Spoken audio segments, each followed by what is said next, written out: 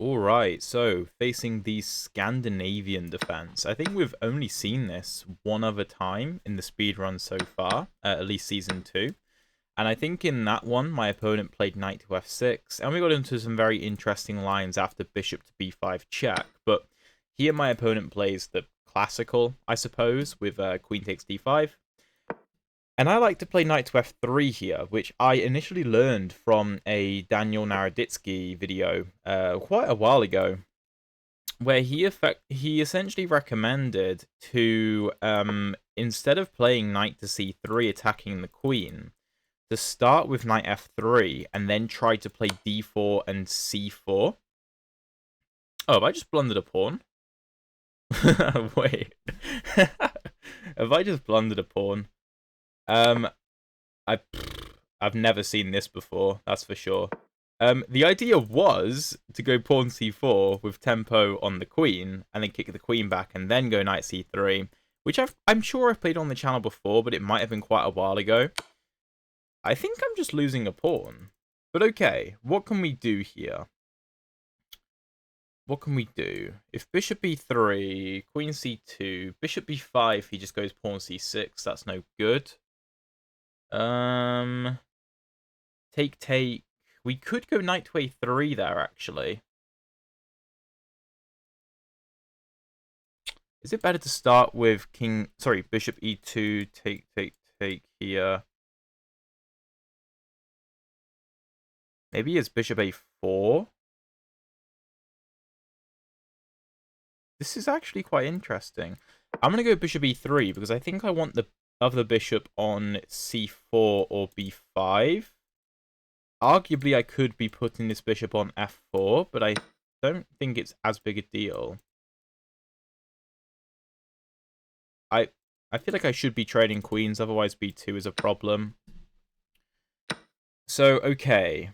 Okay, this is the position I'd calculated to. If knight to a3... We've been completely caught out in the opening. Just straight away, we've been caught out in the opening. Because most people go bishop g4 rather than bishop f5. So I was a bit confused. But we'll figure it out. So if knight a3, bishop a4, pawn b3, bishop c6, bishop c4... it's interesting, but even if my knight gets to b5, he always has knight to a6 defending. So maybe knight c3 is stronger, which also stops bishop a4 and bishop to e4, prepares rook c1, and gives the option of bringing the knight to d5, not just b5, where again, knight to a6 could be played defending c7, and my bishop can't see it, whereas if my knight's on d5, then my bishop can take, and then we can play knight c7 check and win the rook. So let's go knight c3. I'm going to try to justify being down a pawn with quicker development. I certainly do not have,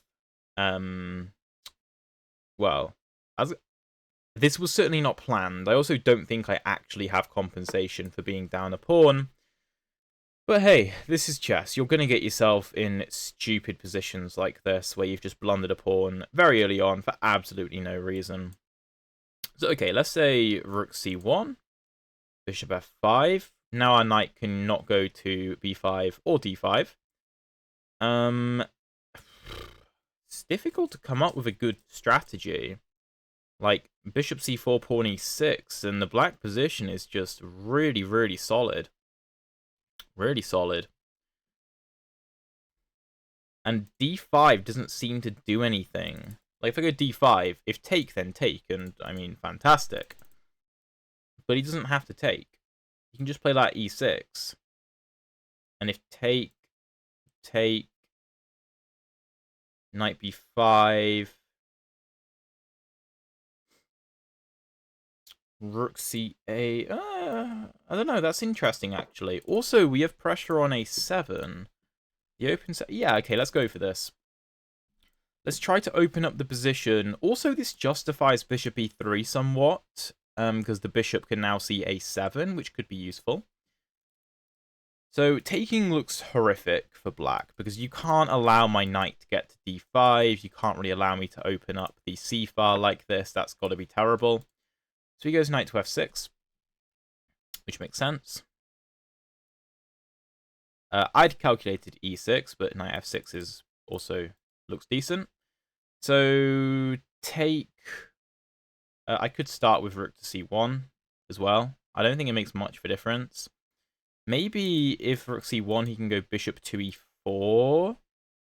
That's the slight difference. So maybe it's better to take, knight b5, rook c8, rook c1, bishop e4, bishop f4.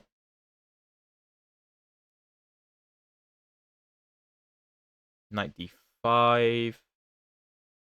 Okay. It's interesting.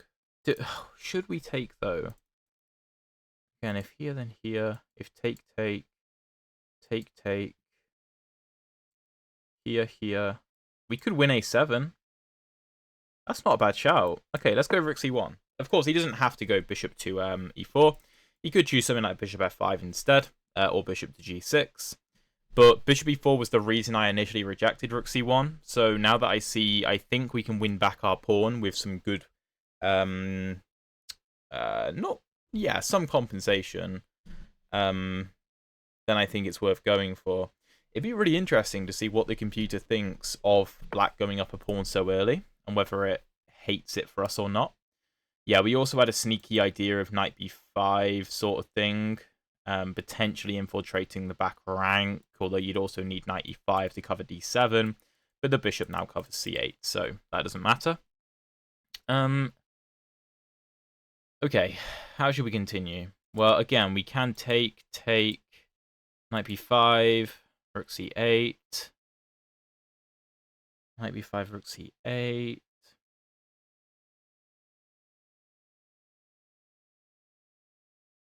struggling to make it work.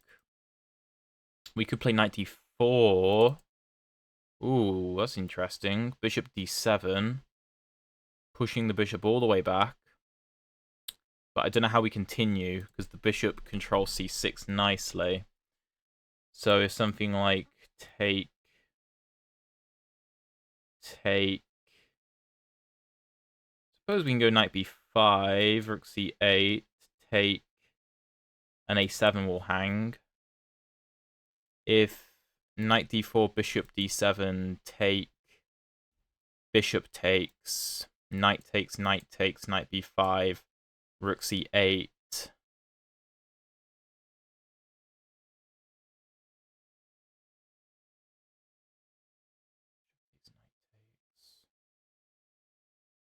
I don't know if that quite works. It may be worth playing bishop c4 to set up potential ideas against f7 and maybe try to discourage the move e6. But I think he'll just take on d4. So I think I'm going to go knight to d4. Trying to grab more control over these light squares and force the black position back into itself a little bit. So, yeah, a really strange opening. Because it's like, obviously, I didn't mean to gambit a pawn, right? I completely blundered the fact that queen e4 check picked up the c2 pawn. Completely blundered that. I'm not going to try to deny that. But it does feel like, although the queens are off the board, nothing else has been exchanged, like, apart from a couple pawns. Obviously, we are down a pawn. But nothing else, like, significant has been exchanged, and we seem to have very strong counterplay. Like, our knights are very good, our pawn is a bit of a thorn in black's side, our bishops could come alive very nicely, our rook can come alive, we can potentially get castled very quickly. The black pieces, you know, only 2 of his pieces are developed, whereas I've got 4 very quickly to b5. And it's going to be difficult, potentially, to get this bishop out to a good square.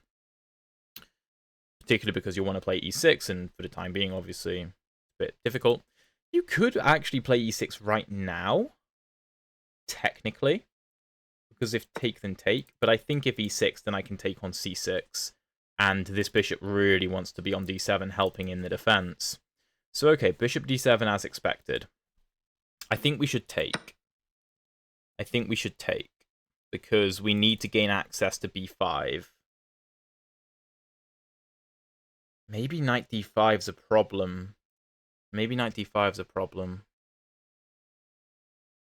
That I didn't consider.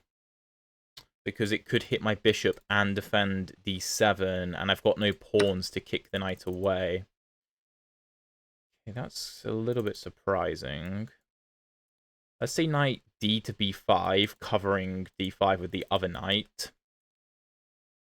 Somewhat reminiscent of a Sicilian. Okay, let's say knight b5. Well, if castle's queenside, that just feels wrong to me. We can just win a7, and we should be fine. So rook c8 looks like the only real move. If king to d8, I mean, you can play that. But I don't know. Bishop c4 with 10 pawn f7, pawn e6. Bishop f4 looks pretty nice to me. What happens if I bring my other knight in? Knight c to b5, and he does go knight to d5. Don't know. Bishop to c4, I'm not overly convinced. Take. I don't love it. I mean, I don't have to commit just yet, but if I wait too long, he's just going to trade with me. I don't really want that. I could play take knight b5.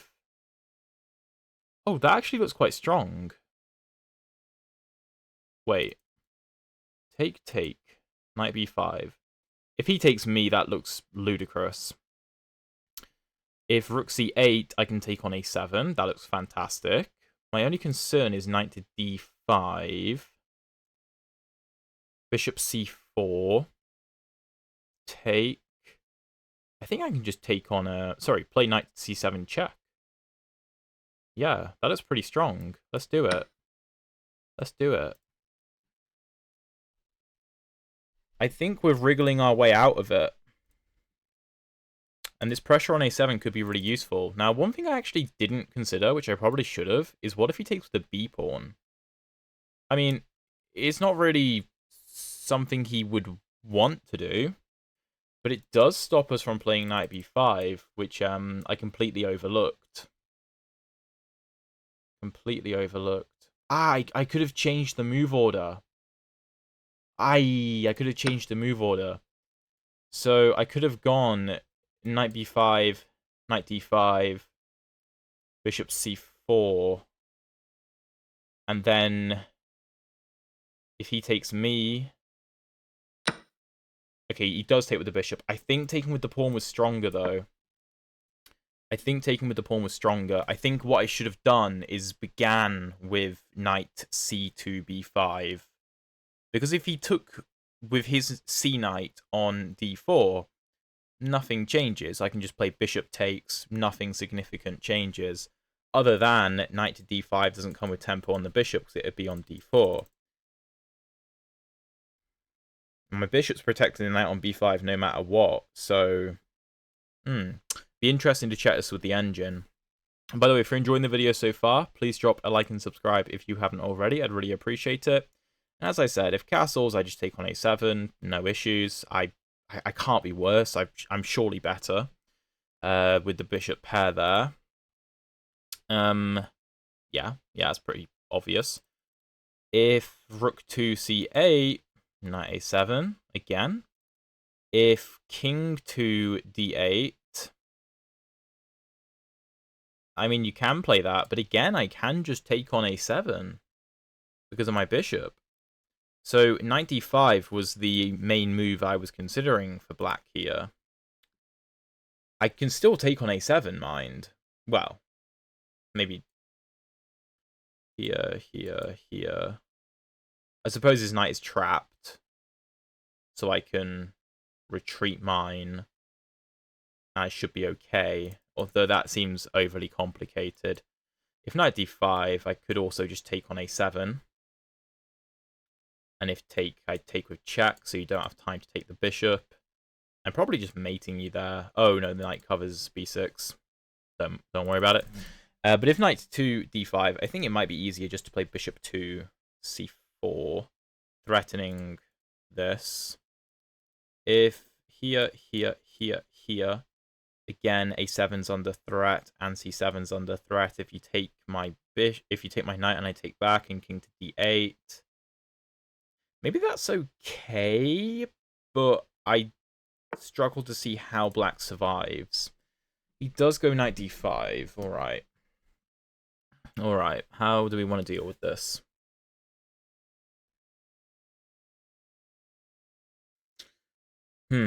So would we rather take on a7? That's the question. If knight a7, knight e3, knight c6. Feels complicated. Knight f1. Yeah, I don't love it. I don't love it. He can take on h2 as well and probably still be up a pawn. So let's discount knight a7. What about bishop a7? Bishop a7. He can't take the knight because I take with check. He can't take the bishop because I just take it. But what am I doing from there? I'm just creating counterplay against myself. So if bishop c4, knight e3... Oh, no, sorry. I don't take back. I play knight to c7. That was the whole point. Right. So bishop c4 forces rook c8, probably. Then I can take and I win the rook. Yeah, that's got to be the right move then. Yeah, the point is if he takes on e3, I go knight c7 probably. King d8, knight here, king f1. Oh, no, that's... actually, that's slightly concerning. Hold on. Knight e3, knight c7, king d8, knight a8, knight g2. Maybe I have to play a move like king d2. Knight f4 with a discovered attack on my rook. Rook d1. I should be fine there. Like pawn e6, king e1 check, king e8, knight c7 check, king e7. Yeah, that should be fine. That should be fine. Again, though, very complicated. I think we come out on top there, though. And you can't allow me to take this knight. Can't allow that. Now, if knight to e3, fe3, what was my issue there? Why didn't I like that? Why didn't I like that? I think that's still okay, isn't it? I'm threatening c7. Oh, was it king d8? I think maybe that was my issue. Even then, like, castle kingside, protecting g2, threatening rook f7. So pawn e6 won't suffice. If pawn f6, I don't know. Bishop to e6 looks incredibly powerful. Other than the fact that it hangs the knight, that is. So maybe...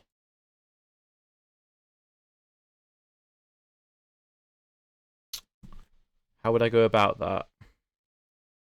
Rook d1 check. If king to c8, then bishop to e6 comes with check. And then after king b8, I mate you. And if you go back to e8, knight c7 check wins the rook. And if you give up f7 by not playing f6, then I win back my pawn and I have way more activity. Pawn e6. Sorry, what am I missing? So if bishop d5, of course you take my knight, because if you take back, you get forked. So take. Take here. Worst case scenario, I can just give a check and force a bishop trade. Interesting.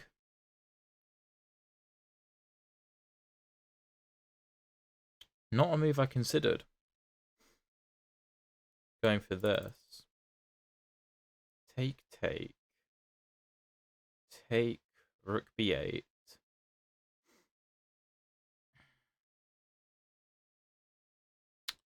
And if I just retreat...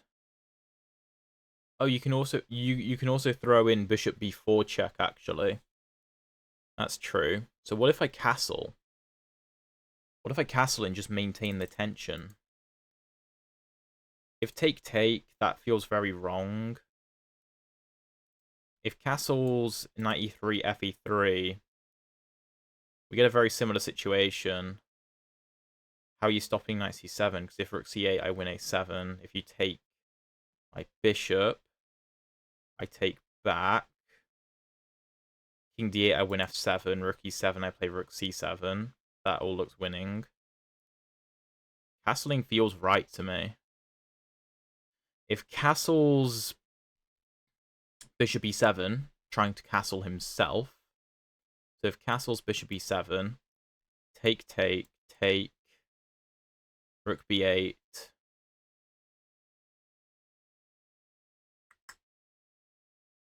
Maybe that's a good way for black to play.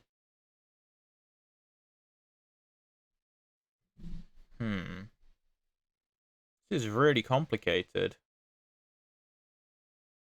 And the bishop can go to d8 to prevent any back rank ideas as well. Take here. Check here. Bishop e7, bishop a7. Rook b2. I think I'm going to castle. I'm low on time. I also just like the idea of getting castled and allowing rook b2 sorts of ideas without rook b1 check being a major problem. I'm not too concerned about this. I'm not concerned about this. I'm mostly thinking just bishop e7. Just trying to get castled quickly. Bishop b4 seems like the bishop's just out doing nothing and it's vulnerable and not helping in the defense, whereas on e7, the bishop can come to d8 to block any rook c8 ideas, which I think is far more useful. So, for example, if bishop to b4, take, rook a7, also you block your rook's access to b2. That's probably a problem. Yeah, so, okay. Yeah, he does go bishop e7. Now I think we probably have to go for it, because one more move and black is castled, so we have to act now with bishop takes d5, bishop takes b5. Oh, my rook is hanging. I completely forgot that. Okay, well that makes my options very very clear. I only have one route. If this, then of course I take. I can maybe even throw in a check first and then take. I mean, it's winning regardless, probably. Although he saves the bishop, so probably throw in a check. So I'm expecting rook b8, bishop c6. My bishop and my rook are under attack, but bishop c6 forces a bishop trade. If you move the king, then I'll take your bishop, and you can't castle, so that's no good. So take. If take, check here, take is interesting. If here, then bishop d8, and you're fine. Do I have anything else? Well, I can't trade rooks because the bishop's a problem, so I have to get rid of the bishop. Okay. So, material is equal, currently. Currently, it's equal. This game may well end in a draw, but we are slightly more active for the time being. Now, what happens if rook to b2? That's the big question. Can rook b2 be played? I don't think so. Because if rook b2, rook c8, bishop d8, rook d1, that looks completely lost. So what I'm calculating is rook b2, rook c8, bishop d8, rook d1, and the only way to defend would be king to e7, opening up the rook, but then you lose because of bishop c5 check. So my opponent castles. Okay. I think we have good winning chances because material is equal, but we have an outside majority, meaning that it's outside of the king's reach. It's on the other side to where the kings are, which means the pawns are easier to get through because the kings can't help to blockade them. So we could play a very easy move, like pawn to b3. We could be more ambitious. Oh my god, ambitious? Ambitious. We could be more ambitious with rook c7, but bishop d8? So maybe we do just go b3, and if pawn to a5, then we proceed with this. I like that plan. And having the pawns on light squares should mean that they're quite safe. And black will struggle to access a2 because his own pawn is in the way. It does potentially mean it's hard for us to take on a7 because rook to a8 can win our a2 pawn. But I think we have a long-term advantage here. I think a smart move would be to try to trade the rooks before I can get to the 7th rank. If like rook c8, rook c8, rook c8, I still can't really go bishop a7 because of rook to b8. Although I do have rook c1. Oh, no, I don't. Because if take and check, you have bishop f8 covering the back rank. So you're okay in that position. All very complicated stuff. But yeah, rook c8 looks pretty strong. Although if rook c8, maybe rook a6 is interesting. Yeah, rook a6 looks strong. And I don't think there's any clear weaknesses in my position. Okay, rook to... Ooh, that's not a very fun move for black to play. I think I'd like to play rook f to c1. Because by playing rook b7, I think it gives us potential access to the back rank. I don't know if I'm playing perfectly here, but I want to make sure I'm leaving myself enough time for difficult decisions in the future. While this may look quite drawish, there are still 2 sets of rooks each on the board, as well as the bishops. So there are plenty of pieces for things to go wrong. As I already mentioned, we have the outside majority, which is a big plus in our favour. We have no clear weaknesses, neither does black, other than his a7 pawn. But if this a7 pawn were to suddenly disappear from the board, we'd be completely winning. Completely winning. So he's got to be very careful. Even though we'd only be up 1 pawn. Okay, rook, bishop to b4. Really? Bishop b4? I wanted to go rook c8 here. Because my rook's untouchable. Because if rook c8, rook c8, rook c8, bishop f8, I have bishop c5 and I win. I also think trading 1 pair of rooks is probably good. It's generally good practice to trade 1 pair of rooks if you're trying to win. If rook c8, rook b8, take here. Can I go rook c7? Bishop d6, rook b7. Or maybe rook d7. That should be okay. Yeah, let's go for it. Rook c8. I'm not really sure what this bishop is doing. I think it's just the fact that the black pieces are very awkward. They're very awkward. I think, yeah, it's difficult to create, like, to figure out a plan for black here. I think h6 looks very reasonable, giving the king a bit of luft to try to counteract my idea of rook c8, bishop c5 sort of lines. And I think I think time is definitely of the essence. I think g6 makes little sense because of bishop h6 problems, and that looks pretty bad. Yeah, he does go for this. Maybe it's fine now. So if take... You can't take with the bishop, because rook c8 is still going to be an issue. So you got to take with the king. Check. King e7.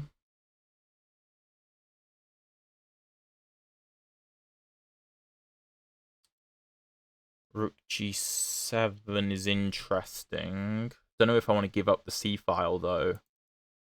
Although my bishop covers c1 always. Let's try to be accurate. Let's try to be accurate. Let's take. I don't think bishop takes can be played. Oh, maybe it can. Just. If bishop takes rook c8, you probably have to go pawn f6 to prepare rook f7, but that is very sad. Okay. Rook c4 is interesting, threatening take and bishop c5 check. So rook c4. If the bishop retreats, then you lose. If rook c4, bishop a3. Rook a4 looks problematic. I'm not 100% sure, but again, we've got 2 minutes 20, and I'm trying my best to improve my time usage and not try to find perfect moves every move, but just to play good moves every move. So if I see a good move, I mean, rook c8 looks good, rook c4 looks good. I don't necessarily have to find the best one. Even if one of them is a draw and one of them is a win, it's not clear cut, I don't think. Or clear cut enough to justify using, another minute, considering I've only got 2 and a bit left. Because there's much more chess to be played here. So, okay.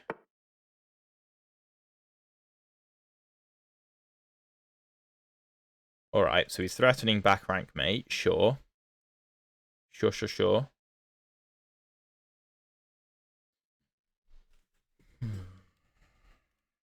Maybe it's easy just to play pawn g3. Yeah. Probably pawn a5, which is a very nice stronghold for the bishop. I don't know why I didn't consider that before, but okay. Check there.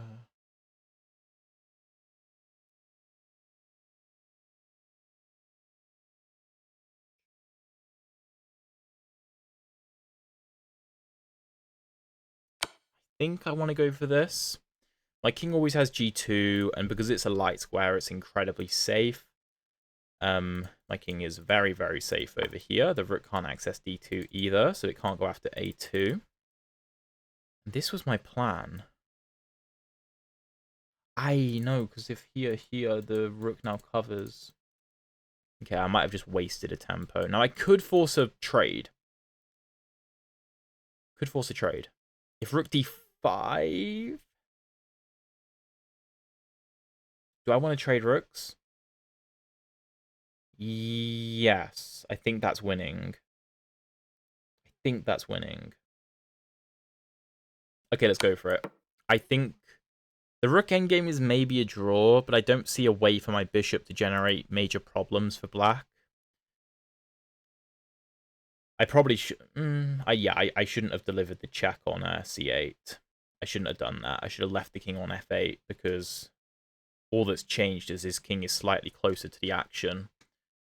Technically, he doesn't have to trade rook, bishops even. He could go king f6, which I didn't consider. He could go king f6.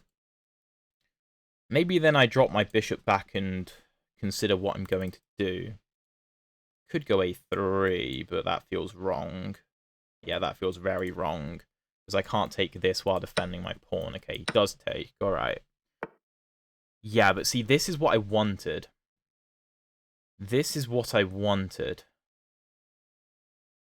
I thought he was too passive. King f1, king d6. Rook b5, king c6, pawn a4. Yeah, that's got to be the way to go. I could go pawn a4 straight away, but...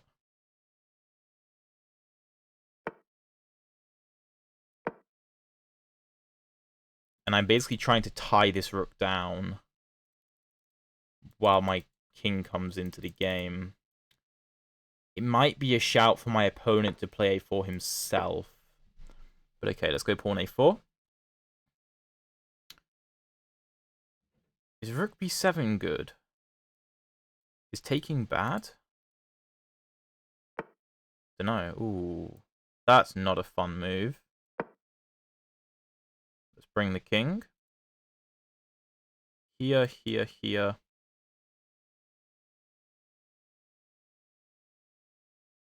Don't know. It might just be a draw, but I feel like we are in the driver's seat somewhat. Maybe a4 was wrong. I don't know. I think I underestimated the idea of my opponent trading the rooks. Maybe it isn't that big a deal, though.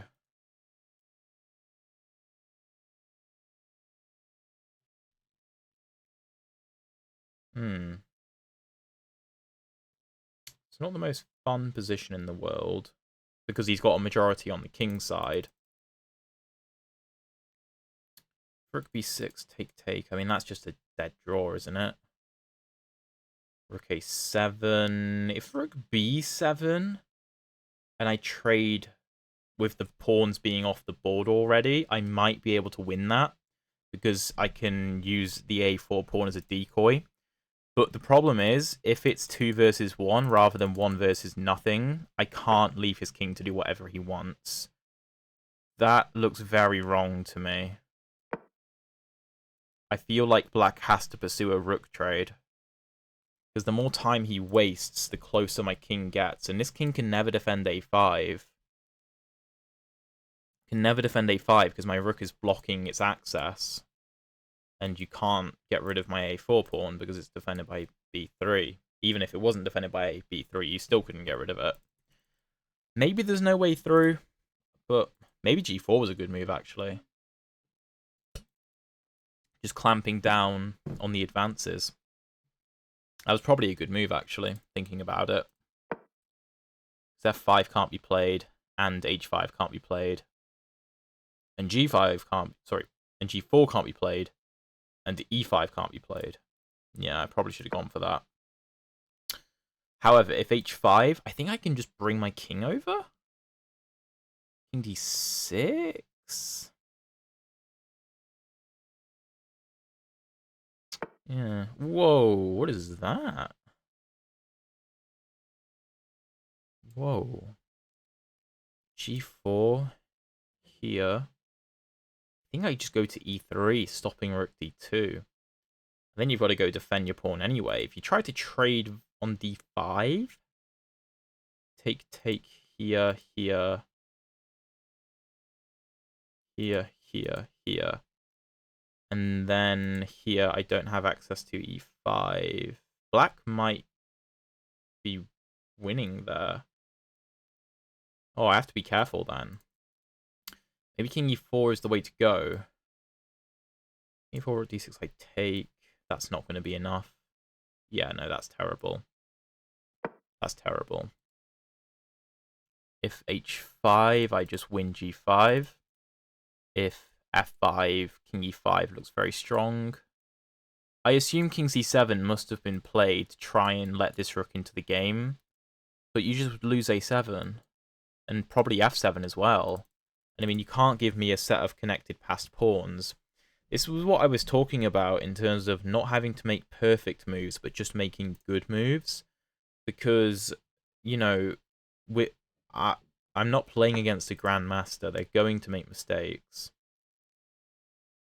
Okay, now I think it's time for g4 to clamp down on the advances. The question is, how do I break through, though? How do I break through? My king has no good way into the game. If I try to come this way, I'll get checked forever. That's not going to work. Maybe I should have played f4. Oh, no, maybe f4 was the better idea. To try to dislodge e6. And give myself a way in on the light squares. Maybe it doesn't matter that much. I don't know. Like, obviously, e5 would be a terrible move because I just march into the position. But he's not going to play that. But can he just shuffle forever? b6. Wow. Okay, what happens if we do trade? King d4. King c6.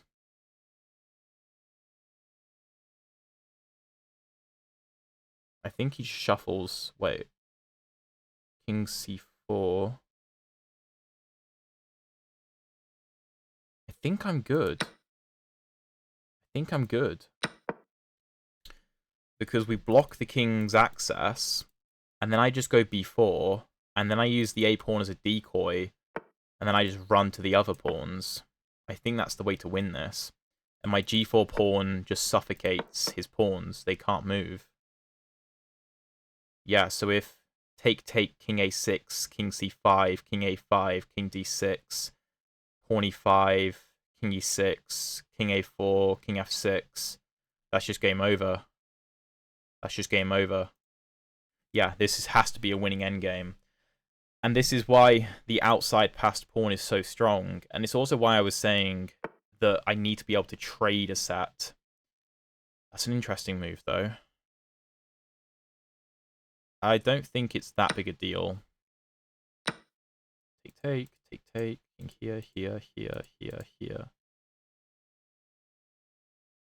Here, here, here. Take. Let's say here, here. You can never break through. Is it safer to play... Oh, wait, no. b5 is way safer. Yeah, of course b5 is safer. That's game over now. Because this pawn can never be taken. This pawn can never be advanced. The king is tied down over here. So I can just go sweep up all these pawns. And even if I lose both my pawns in the process, somehow, and they just all get traded, I got a passed b-pawn. My king will come and win a5 somehow. Or I'll just push the b-pawn to victory. Importantly, it's not an outside pawn. That would be a draw. King and outside passed pawn, so a or h, is a draw. It just is, but this is not that. And yeah, I don't think black can even get to that kind of situation because I think we save at least one of our pawns. And the black king is just tied down. Yeah, so like g3, take. There's just nothing.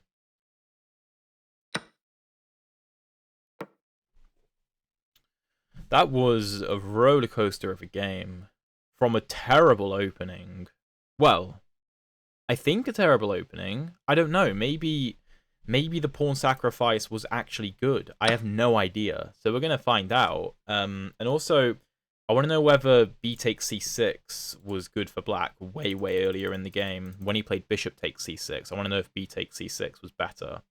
I have a feeling it was. And maybe I should have changed my move order to account for that. But yeah, this is a complete win, because the problem is, if he goes king to b4, I have pawn b6. So his king can't leave the 5th rank. He can't go further away. Well, he can't go anywhere beyond the 5th rank, basically. He's tied down to the square of the pawn. And once he leaves those confines, I just push. And then it's game over. The king can't catch up, and I promote. And that's the big issue. Whereas if I traded a set... Then, by the way, when I was saying I needed to trade a set, it was when my pawn was on b3. With the pawn on b5, it's a completely different story. Completely different story. So my opponent resigns because there's nothing he can do. He can take, and I will just promote. So, yeah, very interesting game. Let's see what the engine has to say. Okay, so 92% accuracy for us, 85.1 for our opponent. Very interesting. Very interesting. So I think we played the endgame very nicely. But alright, so Scandinavian. Knight f3. And bishop f5 I just never see. So what I should have done is start with bishop to e2. Instead of going for d4 straight away. So the idea would be something like bishop to e2. Knight c6. Let's say pawn d4. Let's say castle queenside.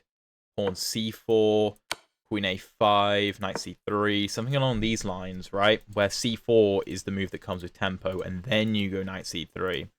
And these are the positions that I really like. I completely forgot about queen e4 check, though. And bishop e3 is the best option.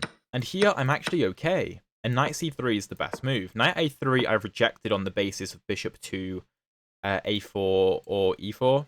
A4, I don't think is that good, though. Yeah, rook c1, the engine really likes this for us.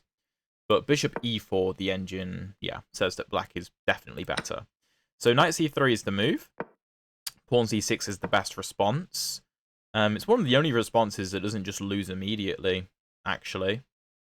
So, like, let's say you play a move like knight f6, you just lose very quickly. Like, bishop f5, knight b5, knight a6, and I just win back my pawn with, you know, lots of compensation. So, pawn c6, and pawn d5 is the best move. Okay, really, really glad that I saw that. My other consideration was rook to c1, and I didn't think this was quite as good. Why didn't I think it was quite as good? I just didn't. I can't remember why, but I preferred the immediate d5. So knight f6, rook c1, knight d4 is better. Oh, because then there's no bishop f5. Oh, the bishop gets forced completely away. But what's the threat? f4, knight d5, knight d5, cd5, f5, and then e5 only move counter-attacking. If I take en passant, his bishop is fine. Bishop b5, king e7, fg6, ed4.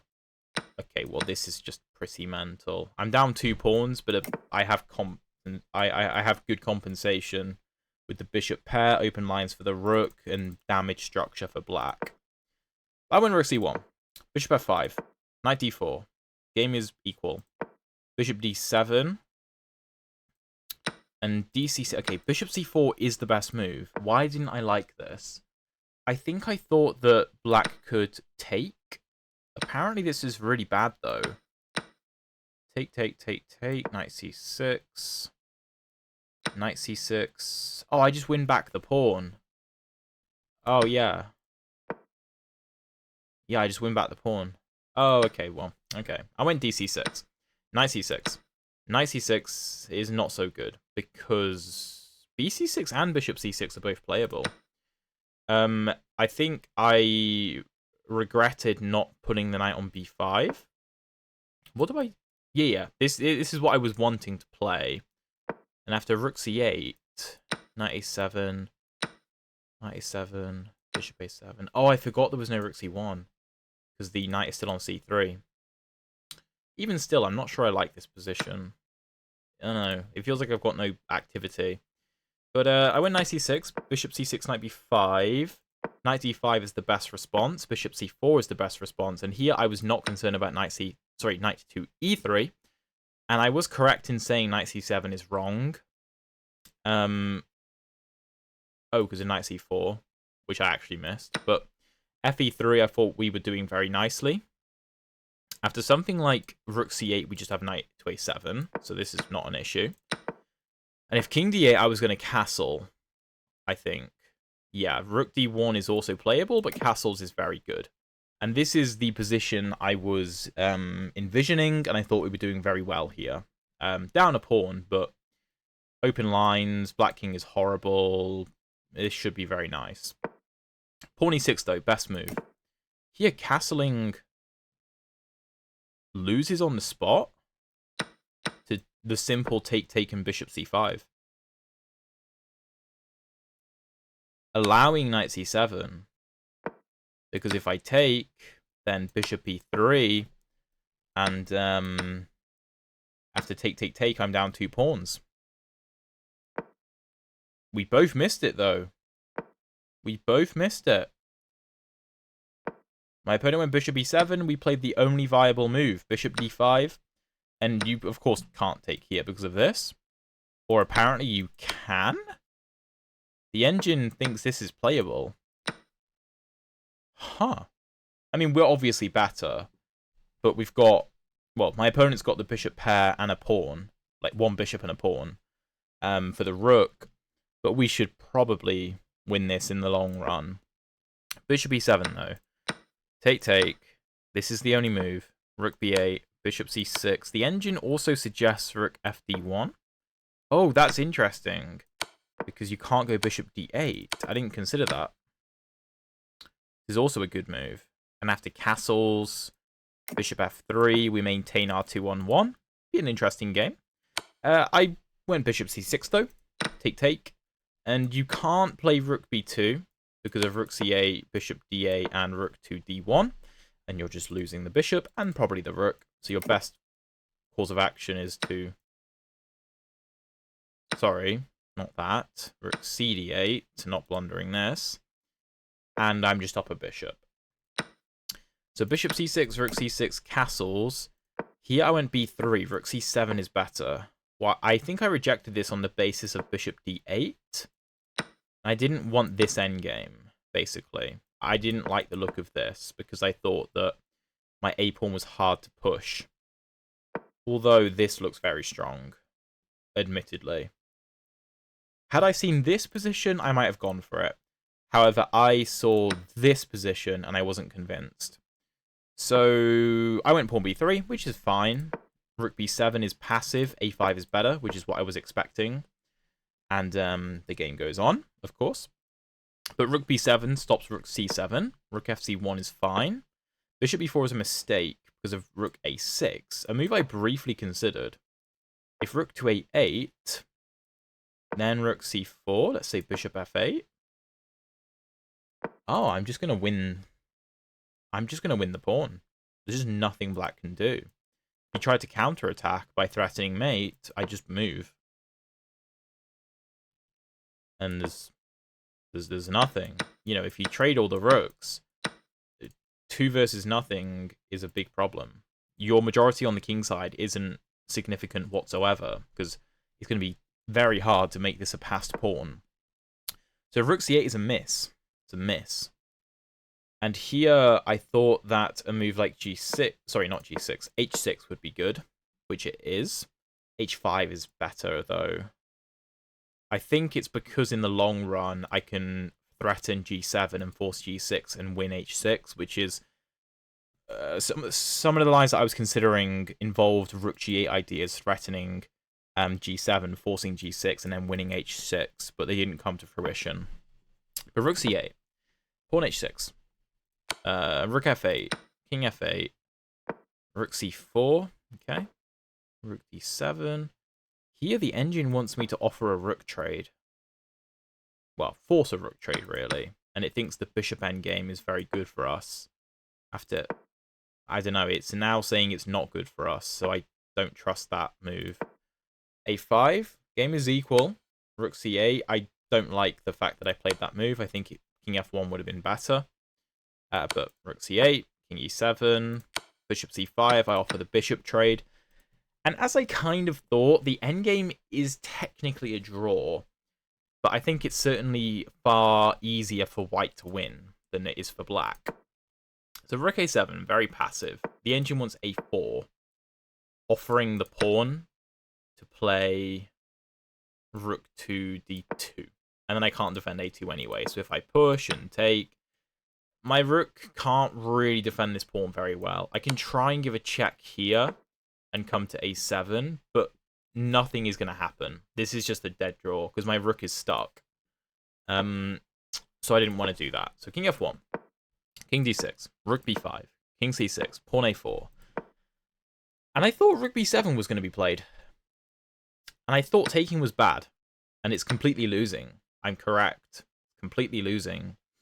And the reason I believed it was losing was because the king gets very, very far forward, threatens to come to b4. I have to stop him.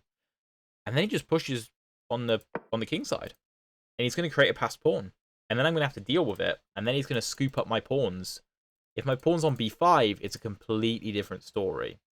Let's say my pawn was on b5 somehow. This is completely winning for me, as you can see. Completely different story, because now my king can go and win these pawns, and this king can't go anywhere.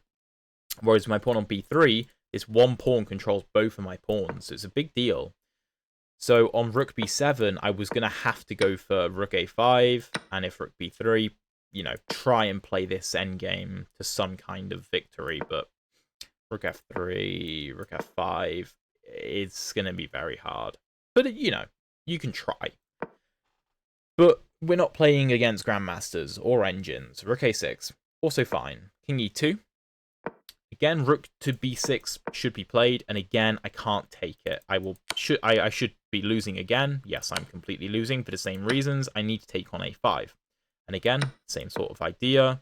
although you don't have rook f3, so let's say like pawn f5. If here, I'm temporarily up a pawn. It doesn't matter, though.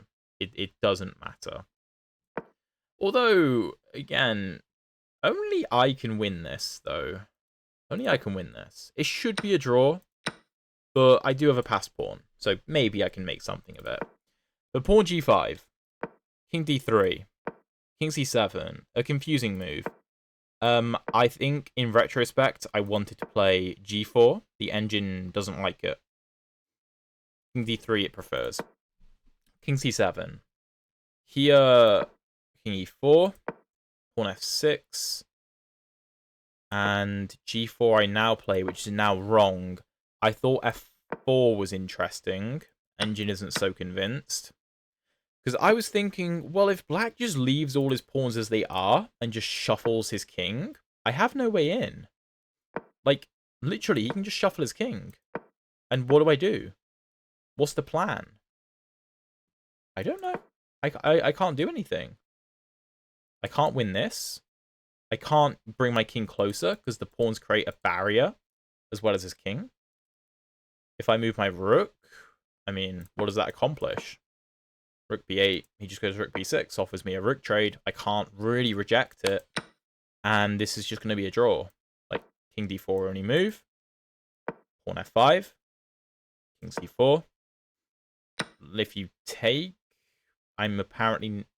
Okay, well, now I'm winning. But it's very complicated. But rook b6, and I trade. And I'm not actually completely winning. King d4 only move, because I can't allow king c5. And there's one move for black. One move that draws. And it's pawn f5. Okay. Pawn f5.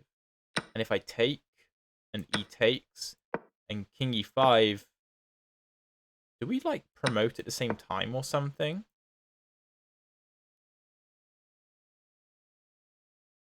Pawn h4? King b3, hg5, hg5, king here, here, here. Yeah, we're just going to both promote, and it's complete draw. But my opponent went king c6, which allows king c4. And now it's different, because now I get b4. And if you take this, it's different, because the king sticks around, and I just run. I give you the pawn, and I run. And it doesn't matter, because I'm going to win all your pawns. That's it. The pawn's a decoy. Trading this set of pawns is what wins me the game. Because in the other line that we looked at, this line, the black king can win my pawns and then shepherd his own pawn to promotion. By playing b4, we trade the pawns, and then he can't do that. Now this is too little too late. b5 is a move I'm very happy with. b takes a5 is also winning, but b5 is much more simple. And we just run the king over. The black king can't move. And the moment that it does, we just push the b-pawn. And we win. Ooh, very interesting game. Chess is difficult. Especially the closer you get to 2000 and above. Don't I know it? But hopefully this was very educational and very interesting. If you want to see the Scandinavian video that I was referencing before with... instead of the classical Scandinavian, my opponent played this knight to f6 line, and we played bishop b5, which is a line that I really, really enjoy. Check out this video up here, and the game that stems from this opening will be that video. And if you want to see the previous episodes of the speedrun, check out the playlist down there. Thank you so, so much for watching, and I'll see you in one of those videos.